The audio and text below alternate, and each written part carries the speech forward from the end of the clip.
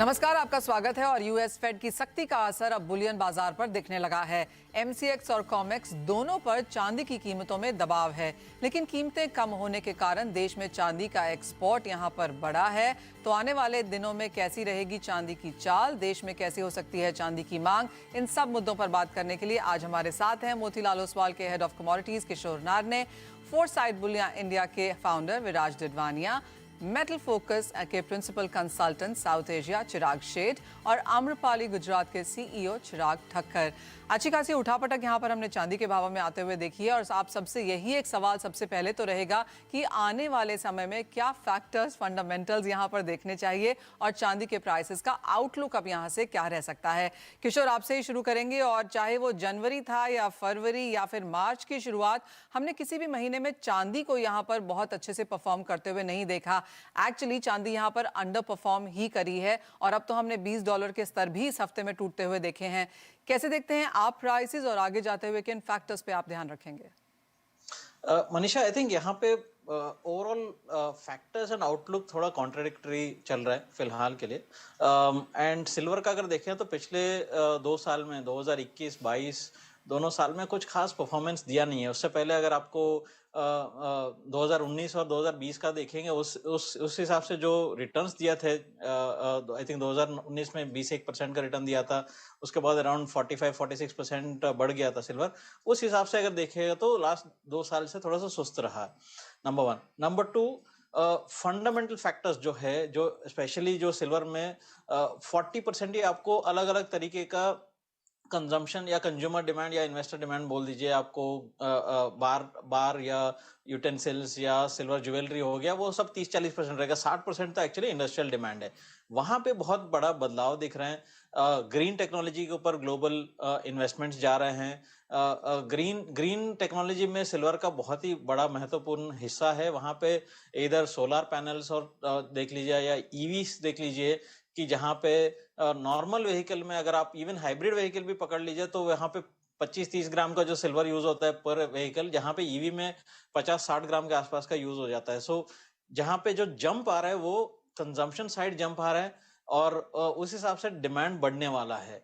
But यहाँ पे जो कोविड की वजह से जो चाइना में स्लो डाउन आया, वो कहीं ना कहीं शॉर्ट टर्म में इम्पैक्ट किया था। उसके वजह से करेक्शन देखा है। डॉलर का जो मजबूती है वो भी थोड़ा बहुत बुलियंस को जो हैम्पर किया है, वो भी शॉर्ट टर्म करेक्शन के लिए जा रहा है। So even further current levels पे आपको टेक्निकल पैटर्न्स देखेगा तो शायद और $1-2 डाउन साइड दिख रहे हैं। सो $18 तक भी आ सकता है, जो इंडियन मार्केट्स में अगर देखेगा तो 56,000 57,000 तक भी डाउन साइड आ सकता है। But that is the bottom. So मेरे हिसाब से एनीवेयर क्लोज टू 57-58,000 के नीचे मुझे सस्टेनेबल चांदी का प्राइस लगता नहीं है। But medium to long term, that is 12 महीने से 18 महीने का अगर आप व्यू लेके चलते हैं तो बहुत ही स्ट्रॉन्ग फंडामेंटल रीजंस है जहां पे मैं बिलीव कर सकता हूं कि इंडियन रुपीस में आपको 72,000 75,000 in a base case scenario, best case scenario आपको 80,000 तक भी आपको दिख सकता है 18 महीने का इंटरवल में अगर देखें तो। ऑलराइट, चिराग शेठ, ये सवाल आपसे है। और जिस तरह से बात की जा रही है कि इंडस्ट्रियल डिमांड यहाँ पर काफी बेहतर होती हुई नजर आ रही है, चीन अब यहाँ पर खुल चुका है और जैसे किशोर ने कहा भी कि मैक्रोज एक तरफ हैं और ऑन ग्राउंड रियलिटी दूसरी तरफ है, तो बाजार इन सब के बीच में कहीं पे आके अटक गया है। लेकिन अगर हम कैटेगराइजेशन देखें तो कितनी investment, physical buying, industrial demand आप इंडियन मार्केट्स में अब एक्सपेक्ट कर रहे हैं 2023 के लिए? आप देखिए, मैं किशोर की बात से कुछ हद तक सहमत हूँ। जहाँ पे अगर हम डिमांड की बात करें तो डिमांड में काफी हद तक बहुत ज्यादा स्ट्रेंथ दिखाई दिया है 2022 में। इसमें बहुत ज्यादा इंडियन मार्केट का एक योगदान रहा है। जैसे हमने देखा है कि इंडिया में ज्वेलरी देखे, इन्वेस्टमेंट देखे, सिल्वरवेयर देखे, इन सब में काफी हद तक बहुत ही ज्यादा शार्प रिकवरी हुई है। इसका रीजन ये भी है कि कंज्यूमर लेवल डिमांड भी आई है और रीस्टॉकिंग ट्रेड की तरफ से भी आया है। अगर हम इंडस्ट्रियल की बात करें तो किशोर ने दो बहुत ही इंपॉर्टेंट चीज कही। एक, जैसे हम कहते हैं कि जो इलेक्ट्रॉनिक एंड इलेक्ट्रिकल डिमांड है वो काफी हद तक स्ट्रांग रही है। उसमें काफी सारे जो देश है, जैसे इंडिया है, उसे एक China Plus One जो कंपनीज जिसे कहते हैं डी हेजिंग करना चाहते हैं, उसका भी एक फायदा हुआ है। और दूसरी बात, फोटोवोल्टेक है, ग्रीन टेक्नोलॉजी है, उसका भी एक सपोर्ट जरूर डिमांड पे आया हुआ है। जबकि हम प्राइस देखें, प्राइस का एक्चुअली और गोल्ड सिल्वर एक पिक्यूलर चीज है जहां पे डिमांड एंड सप्लाई, सिर्फ demand and supply he price drive नहीं करती, हालांकि price is driven by lot of macro factors. और जो यहाँ पे सिल्वर में बहुत ज्यादा वीक है, सिल्वर एक क्योंकि अपनी चाल बेस मेटल से भी लेता है, तो उसको दबाव जो कॉपर में स्लो डाउन जो आया है, प्राइस स्लो डाउन आया है बिकॉज ऑफ चाइना, और दूसरा गोल्ड में भी जो प्राइस में स्लो डाउन, इन दोनों का खामियाजा सिल्वर में देखने को मिला है। तो हालांकि डिमांड बहुत ही ज्यादा स्ट्रांग है, रोबस्ट है, बट प्राइस फैक्टर जो मैक्रो ड्रिवन फैक्टर्स है उसकी वजह से प्राइस में एक जरूरी इम्पैक्ट देखने को मिला है। और किशोर ने कहा कि यहाँ से $1.5-2 की गिरावट देखने को और भी मिल सकती है। आपको क्या लगता है कहाँ बनेगा बॉटम इस साल के लिए? जी हाँ, बिल्कुल मनीषा, देखिए आप जानते हैं, हम कहते आ रहे हैं कि ये जो सारे जो प्राइसेस जो हमने स्पेशली नवंबर, दिसंबर, जनवरी में जो रैली देखी अनसस्टेनेबल है। हमारा आज भी मानना है कि सिल्वर $18 के नीचे ट्रेड करना चाहिए by end of this year. और वो इंडियन मार्केट्स में क्या कैलकुलेट करेगा? इंडियन मार्केट में यहाँ से आप समझ लीजिए अनदर 8 to 10% एक फॉल आना चाहिए। ओके, तो एक मुनाफा वसूली की एक्सपेक्टेशन यहाँ पर चांदी में जरूर है, यानी कि अगर आपको खरीदारी करनी है तो उसके मौके यहाँ पर जरूर मिलेंगे। चिराग ठक्कर, ये सवाल आपसे है, और मुझे याद है पिछली बार हमने बात की तो आपने कहा था कि अभी भी बाजार में यहाँ पर few hundred turns is lying around, और इसीलिए डिस्काउंट में भी थी चांदी। लेकिन अब क्योंकि अंतर्राष्ट्रीय बाजारों में भी मुनाफा वसूली आ चुकी है, पिछले साल हमने रिकॉर्ड इंपोर्ट किया है, इस साल अब तक इंपोर्ट की स्थिति कैसी है, मांग कैसी है, इन्वेंट्रीज कैसी दिखती हैं? नमस्कार मनीषा जी। जैसे मैंने आपको लास्ट टाइम भी बताया था कि नेक्स्ट 15-20 दिन में हम देख सकते हैं कि जो जितना डिस्काउंट जो मार्केट में जो over the flow above the ground जितनी सिल्वर है, वो काफी हद तक 70-80% वो जो सिल्वर है वो सारी खपत हो चुकी है। तो विल नॉट बी सरप्राइज्ड अगर हम ये मार्च एंड में ही अगर नया इंपोर्ट अगर हिंदुस्तान में आना शुरू हो जाए, विल नॉट बी सरप्राइज्ड। हम लोग ये देख ही रहे हैं, तकरीबन ये मंथ में ही, मार्च में ही तकरीबन 150 से 200 टन का इंपोर्ट होना चाहिए। अगर जनवरी फरवरी की बात करते हैं तो प्राइसेस इतने ऊपर थे, तो वो ऊपर के प्राइसेस में अभी कोई फ्रेश इंपोर्ट जनवरी फरवरी में हुए नहीं है। और दूसरा एक मेजर फैक्टर जो है, जो मैं देखता हूँ लास्ट नेक्स्ट 15-20 दिन तक जो प्राइसेस पे इफेक्ट करेगा, जैसे there was a very hawkish comments by Fed chairman, तो मेरे को लगता है कि अगर वो 50 बेसिस पॉइंट अगर फेड रेट बढ़ाता है तो यहाँ पे और प्रेशर $20 के लेवल पे भी और प्रेशर आ सकता है। तो मेरा मानना है कि जब तक 22 मार्च 23 मार्च जब तक जितने फंडामेंटल डेटास और जितने नॉन फार्म पेरोल डेटा है, इन्फ्लेशन डेटा है, ये जब तक डेटा आ नहीं जाते, मेरे हिसाब से this will be the driving factor for next 15-20 days for the silver prices. Viraj, finally आपसे, और आपको क्या लगता है क्या मांग मार्केट्स में निकल के आ रही है? जैसे चिराग कह रहे हैं कि अब खपत है, इंपोर्ट भी आना शुरू हो जाएगा, और आएगा तो खपत भी हो जाएगी उसकी। कैसे देखते हैं आप खरीदारी के ट्रेंड्स फिलहाल? Thank you, Manisha ji, for having me back. I checked with some of my retailer customers. Retailers are saying कि footfall नहीं बढ़े, quantity of silver bought by each customer वो भी नहीं बढ़ा है। जो थोड़ा सा डिमांड आ रहा है, जो चिराग बोल रहा है, मुझे भी दिख रहा है, वो जो मैन्युफैक्चरर्स और होलसेलर्स हैं वो खरीद रहे हैं, क्योंकि वो उनको दिख रहा है कि डिमांड आने वाला है, या वो अपॉर्चुनिस्टिक बाइंग कर रहे हैं। पर ग्राउंड लेवल पे जो एंड कंज्यूमर है वो नहीं खरीद रहा है। और जो किशोर ने कहा, ग्लोबली 60% चांदी इंडस्ट्रियल में यूज होता है, इंडिया में वो परसेंटेज 15% के आसपास है। तो वो इंडियन डिमांड को नहीं ड्राइव करता, कंज्यूमर डिमांड और इन्वेस्टमेंट डिमांड ड्राइव करता है। तो अभी हमें देखना पड़ेगा। पर जो सब बोल रहे हैं कि 5% के आसपास अभी ट्रेजरी यील्ड हो गया है, which is a 15-year high, तो चांदी के भाव नीचे जाएंगे, और जब नीचे जाएंगे तो डिमांड 100% आए, और उस टाइम पे खरीद के रख लेना है। हाँ, उस समय खरीद लेना चाहिए। ओके किशोर, अगर हम यहाँ पर ट्रेंड्स भी देखें, जिस तरह की उठापटक यहाँ पर चांदी में देखने को मिली है, विद एक्सपेक्टेशंस कि यहाँ से चांदी के प्राइसेस ऊपर ही जाएंगे, किस तरह का रेशियो आप गोल्ड के साथ होल्ड करेंगे? क्या टेक्निकल लेवल्स अब यहाँ पर देखने की जरूरत है? और सबसे इंपॉर्टेंट सवाल जो आप सभी से जानना चाहेंगे कि क्या तरीका हो यहाँ पर आप चांदी खरीदने का? रेशियो आपको भी पता है, I think anywhere between 70 to 90 होना चाहिए। That's an average ratio between gold and silver. So 70 silvers is equal to 1 gold, और on a higher side. So बीच में हम लोगों ने देखा है 2020 में 120 135 तक भी 130 तक भी गए थे, बट वो सस्टेनेबल नहीं था। But see basically anywhere close to 70 silvers is equal to 1 gold is a bargain. 90 silver is equal to 1 gold, मतलब जो एक्चुअली गोल्ड ओवर वैल्यूड है. सो बेसिकली ऐसा देखना चाहिए. This is the ratio. Currently I think 80-85 के बीच में कहीं घूम रहा है. सो इट इज नॉट इधर ओवर वैल्यूड और समवेयर इन द मिडल. दूसरी जो है कि आई थिंक इंडियन कंज्यूमर को अगर देखते हैं तो प्रॉबली इस बार ओवरऑल इवन बुलियंस में, मतलब गोल्ड में भी अपना डिमांड इतना खास नहीं रहा था because of the prices. One is rupee depreciation का जो है, दूसरा ड्यूटी का इम्पैक्ट है, तीसरा जीएसटी है. सब मिला के भी आई थिंक गोल्ड में जो ऑल टाइम हाई चल रहा है, I think even jewellery stores में ही फुटफॉल्स कम है actually, not only for silver, basically even gold के लिए भी. आई थिंक वो कहीं ना कहीं एंटायर इंडस्ट्री को भी हैम्पर कर रहा है क्लियरली. और जैसे बात की गई कि रेशियो सपोर्टिव है, लेकिन मैक्रोज अपनी जगह दूसरी तरफ है और इंडस्ट्री यहाँ पर डू इम्पैक्ट हो रही है. ब्रेक का टाइम है, लेकिन आने के बाद ये जानने की कोशिश करेंगे कि लोग खरीद तो रहे हैं और इंतजार भी कर रहे हैं, लेकिन कुछ लोग अपनी रीसेल की चांदी भी लेकर आ रहे हैं. हॉल मार्किंग को लेकर भी यहाँ पर कुछ अटपटे हैं. और क्या टिकट साइज चांदी का बिकता हुआ नजर आ रहा है, इन सब पर भी नजर डालेंगे एक ब्रेक के बाद.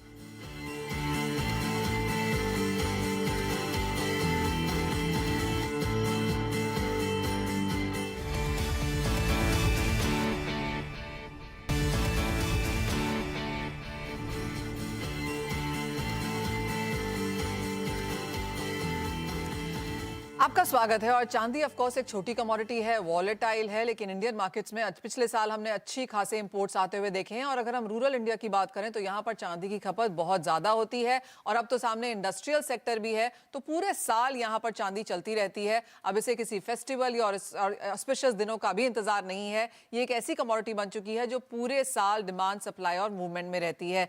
चिराग, ये सवाल आपसे है. ETF बाइंग भी हमने यहाँ पर अच्छी खासी आते हुए देखी है. इस साल की अब तक बात करें तो ऑफ कोर्स यहाँ पर नेगेटिव रिटर्न्स हैं, लेकिन कैसे देखते हैं आप ओवरऑल ETF की खरीदारी इंडियन मार्केट्स में? देखिए, ETF जरूर काफी हद तक ट्रैक्शन हुआ है. हमने देखा है कि आज 6 से 7 फंड हाउसेज ने अपने ETF लॉन्च किए हैं. अराउंड 200 to 250 टन की बाइंग ETF में आई है. देखिए, एक चीज है कि इंडिया में आज भी फिजिकल होल्डिंग को लेके बहुत ज्यादा तवज्जो दी जाती है. हमने ये गोल्ड में भी देखा हुआ है कि गोल्ड की ETF शायद 12-13 साल से एग्जिस्टिंग है, बट 30 से 40 टन की होल्डिंग उसकी में हुई है. उसके कंपैरिजन में चांदी में काफी हद तक बहुत ही बढ़िया ट्रैक्शन मिला है, क्योंकि चांदी एक बल्की आइटम होता है, तो काफी लोगों को ETF में सहूलियत हो जाती है इन्वेस्टमेंट करने के लिए. मेरा अनुमान है क्योंकि चांदी की जो इन्वेस्टमेंट है वो इतनी ज्यादा प्राइस सेंसिटिव है, जैसे हम थोड़ा और ड्रॉप देखेंगे प्राइसेस में और ETF के AMCs अगर इसको अच्छी तरह से मार्केट करेंगे तो इसके अंदर भी बहुत ज्यादा ट्रैक्शन देखने को मिलेगा. और भी राइट. चिराग ठक्कर, ये सवाल आपसे है. हॉलमार्किंग की जब तक बात होती है तो सोने में मैंडेटरी है, HUID के भी इतनी सारी हम यहाँ पर बातें कर चुके हैं, डिबेट्स कर चुके हैं. जहां तक चांदी है ये मैंडेटरी नहीं है. यहाँ पर भी कुछ कंसर्न्स, कुछ बातचीत फिलहाल चल रही है. As a industry stakeholder आपका व्यू पॉइंट क्या है? मनीषा जी, तकरीबन देयर वाज एक कई ग्रुपों में और सोर्सेज में ये एसोसिएशन वगैरह में ये बातें चल रही हैं, which is right now very hot topic, कि जैसे गवर्नमेंट ने गोल्ड में हॉलमार्किंग कंपलसरी किया है, वैसे सिल्वर को भी हॉलमार्किंग कंपलसरी किया जाए.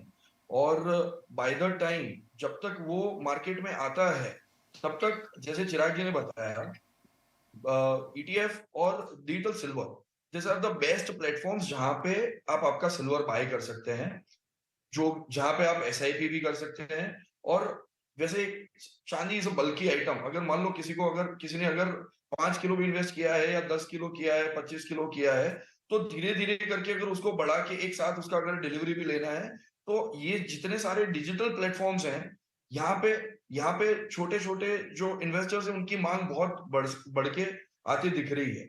हम लोग एक प्लेटफॉर्म चलाते हैं डिजी सिल्वर, वहां पे भी हमने लास्ट 3 महीने में कई सारी ऐसी मूवमेंट्स देखी है जहां पे जब प्राइसेस आज से 2 महीने पहले वेर ट्रेडिंग अराउंड 68-69,000, काफी सारे लोगों ने वहां पे वही प्लेटफॉर्म पे प्रॉफिट टेकिंग करके अभी निचले के स्तर पे कई लोग वही लेवल पे वापस नए लेवल्स पे बाय कर रहे हैं. तो I think ETF and the digi silver platform are the best platform to start investing in small amounts. Okay, so online silver ETF buying यहाँ पर बेहतरीन होने लगी है. एक और चीज़ है विराज, वो है रीसेल ऑफ सिल्वर, क्योंकि जब आप बहुत चांदी नहीं खरीदते वो डिस्काउंट में होती है. ऑफ कोर्स अनऑफिशियल चैनल्स तो एक चीज़ है ही, लेकिन दूसरी चीज़ यहाँ पर है रीसाइक्लिंग, फैब्रिकेशन. वो नंबर्स कैसे देखें आपने इंडियन मार्केट्स में? सो मनीषा जी, दिवाली के बाद ज़्यादा चांदी इंपोर्ट नहीं हुआ है कंट्री में। जैन फेब में तो ऑलमोस्ट ना के बराबर है, बट चांदी बिक रही है। तो कैसे हो रहा है? लोग अपना पुराना चांदी लेके उसको दे रहे हैं और उसको कन्वर्ट कर रहे हैं, या अपना पुराना आर्टिकल देके बोल रहे हैं नया बनाओ। तो इससे काम चल रहा है। बट जो फ्रेश नया डिमांड जो दिवाली में देखा था, उसके थोड़े पहले देखा था, वो अभी नहीं हो रहा है। So this is happening officially unofficially both across the country. तो मेरे बहुत सारे कस्टमर्स बोल रहे थे कि रिटर्न चांदी हमारे पास बहुत आ रही है, इसलिए फ्रेश चांदी की खरीदी थोड़ी कम हो गई। और अब लेकिन विराज, अक्षय तृतीया आने वाला है, मई जून में फिर शादियां शुरू हो जाएंगी वहां पर, तो किस तरह की तैयारी अब बाजार करके ले रहा है? Everybody is very optimistic. सबको लग रहा है कि अभी डिमांड बहुत बढ़ेगा। इसलिए मैंने आपको याद है बोला था, there are bullion dealers, wholesalers, retailers and then industrial users. तो जो होलसेलर्स और मैन्युफैक्चरर्स हैं, उनका डिमांड काफ़ी है, बिकॉज उनका अजम्पशन है कि अभी डिमांड बहुत आने वाला है। तो हम लोग 9 स्टेट्स में 30 शहरों में बेचते हैं, तो सबसे थोड़ा हमारा टच रहता है। ये पैन इंडिया सबको थोड़ा पॉजिटिविटी है। ऑलराइट, तो आप सबसे एक फाइनल सवाल अब यहाँ पर है। तो काफी सारी चीजें हैं बाजार में ऑफ कोर्स देखने के लिए, चाहे वो हॉलमार्क है जिसकी बातचीत हो रही है, चांदी ETF में लोगों ने खरीदारी शुरू कर दी है, इंडस्ट्रियल डिमांड यहाँ पर अच्छी खासी होने वाली है। ऑन ग्राउंड अगर आप देखें तो ये भी खबरें हैं कि पेरू में जो रिजर्व्स हैं वो काफी कम होते हुए नजर आए हैं। चांदी इस साल भी यहाँ पर प्रोडक्शन के तौर पर डेफिसिट में रह सकती है। तो जहां भी आप strong fundamentals by the book देखें, ये ऑन द पॉजिटिव साइड यहाँ पर है। तो किशोर, अगर स्ट्रैटेजी बनानी हो निवेशक के हिसाब से, ट्रेडर के हिसाब से, दोनों ही पहलुओं से क्या आप राय देंगे? आज खरीद के 3 महीने, आज खरीद के इस साल के अंत तक या अगले साल तक, किस तरह के रिटर्न्स अब चांदी में देखने को मिल सकते हैं? पहली बात है कि शॉर्ट टर्म तो थोड़ा बहुत करेक्शन एक्सटेंड होगा। सो आज खरीदने के बाद से थोड़ा सा आई थिंक डिले करना चाहिए प्रॉब्ली। मैं वही बोल रहा हूँ, आज या कल है जो भी है, लेवल आर लाइक 56,000 से 58,000, मतलब यहाँ से कम 3-4 हजार रुपए नीचे चांदी वैल्यू बाइंग लगता है वहां पे। सो मुझे नहीं लगता है कि 56-58 के नीचे ज्यादा सस्टेनेबल नहीं होगा। मैं ये नहीं बोल रहा हूँ उसके नीचे नहीं जाएगा, बट जा भी सकता है, बट ज्यादा सस्टेनेबल नहीं रहेगा। वो लेवल्स कभी भी आए वहां पे वैल्यू बाइंग कर सकते हैं, बट आपका जो टाइम फ्रेम है वो आपको बहुत जल्दी जल्दी जो है सिल्वर में आ भी सकता है, मैं ये नहीं बोलता हूँ, बट इसका जो इन्वेस्टमेंट का टाइम फ्रेम है कम से कम 12 महीने से 18 महीने रखना चाहिए। Because if you are playing fundamentals, commodity का फंडामेंटल्स कम से कम आपको 3 क्वार्टर से 6 क्वार्टर के बीच में आपको पैसा देगा। So if you have that kind of a longer time frame investment का, सेकंड थोड़ा वेट करना चाहिए, पेशेंस रखना चाहिए। तीसरी बात है, जैसा आपने स्टार्ट में भी बोला था कि सिल्वर वेरी वोलेटाइल कमोडिटी होता है, तो अगर आप ETF खरीद रहे हैं तो आपको ज्यादा वोलेटिलिटी से आपको ज्यादा तकलीफ नहीं आएगा, बिकॉज आपसे रोज कोई पैसा मांगने के लिए नहीं आएगा। बट अगर आप डेरिवेटिव्स में करते हैं तो आपको ये ध्यान रखना पड़ेगा, आपका लिवरेज कम रखे, वॉलेटिलिटी आएगा उसका प्रोविजन रख लीजिए और कम क्वांटिटी रख लीजिए, सो दैट कि आप लास्ट तक, मतलब जहां आपको 12 महीने से 18 महीना इन्वेस्टेड रह सके। अदरवाइज वॉलेटिलिटी में आप पैनिक हो सकते हैं, that is the silver's nature. So उससे बच के रहना चाहिए। ऑलराइट, चिराग शेठ, आपसे 2 ही फिगर्स चाहिए। ऑफ कोर्स आप यहाँ पर बेरिश हैं और प्राइसेस नीचे गिरते भी आए हैं। आप एक सपोर्ट लेवल कहाँ बनता हुआ देखते हैं चांदी के लिए, एक वर्स्ट केस नीचे की तरफ? अब देखिए, मेरा मानना है कि शायद ये फॉल $19.5 या $19 के आसपास थोड़ा बहुत सेटल जरूर हो सकती है, जब मार्केट थोड़ा बहुत कंसोलिडेशन में जा सकता है। Okay. हालांकि अभी भी हमारा मानना है कि $18 के नीचे मार्केट ट्रेड करेगा। ऑलराइट, तो बेरिशनेस यहाँ पर अच्छी खासी रह सकती है। चिराग ठाकर, ये सवाल आपसे है, जब हम लोग फिजिकल में चांदी यहाँ पर लेते हैं, किस तरह के मेकिंग चार्जेस की एक्सपेक्टेशन की जानी चाहिए? क्योंकि ज्वेलरी जब हम देखते हैं तो 3% से लेके 25% ऑफ द फाइनल कॉस्ट कभी कभी बन जाती है। मेरे हिसाब से जहां तक वैल्यू एडिशन की बात है सिल्वर कमोडिटी में, तो मेरे हिसाब से between 5 to 15% is a standard which will keep going on. Other than that, being a investor, मैं बताऊंगा कि जब तक जितने फंडामेंटल डेटा जो आ रहे हैं बाहर के मार्केट से, यूएस मार्केट से, वो जब तक डेटा सारे आ ना जाए तब तक मेरे हिसाब से वेट करना चाहिए। I believe 60,000 should be a very good level to start buying. Other than that, being a trader, मेरे हिसाब से नेक्स्ट 10-15 दिन तक चांदी के मार्केट से दूर रहना चाहिए, जब तक सारी सिग्नल्स क्लियर ना हो जाए तब तक बीइंग अ ट्रेडर ये लेवल्स पे भी ना ही बाय करना चाहिए ना ही सेल करना चाहिए, वेट एंड वॉच करना चाहिए नेक्स्ट 10 से 15 दिन के लिए। ऑलराइट, विराज, एक फाइनल आपसे भी यहाँ पर कमेंट लेना चाहेंगे, कैसे आप क्या एडवाइस करेंगे चांदी के निवेशकों को यहाँ पर? मैं अपने सारे कस्टमर्स को बोलता हूँ कि जितना आपका खपत होने वाला है उतना ही लो।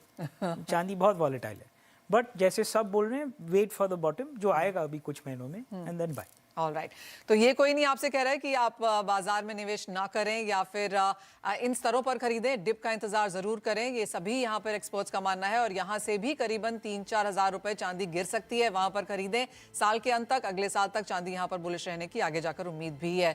बहुत शुक्रिया आप सभी का यहाँ पर हमारे साथ समय निकालने के लिए और चांदी 360 डिग्रीज यहाँ पर सभी इसके एंगल्स पर बात भी करने के लिए। इसके साथ मुझे भी दीजिए इजाजत, लेकिन आप बने रहिए CNBC आवाज पर।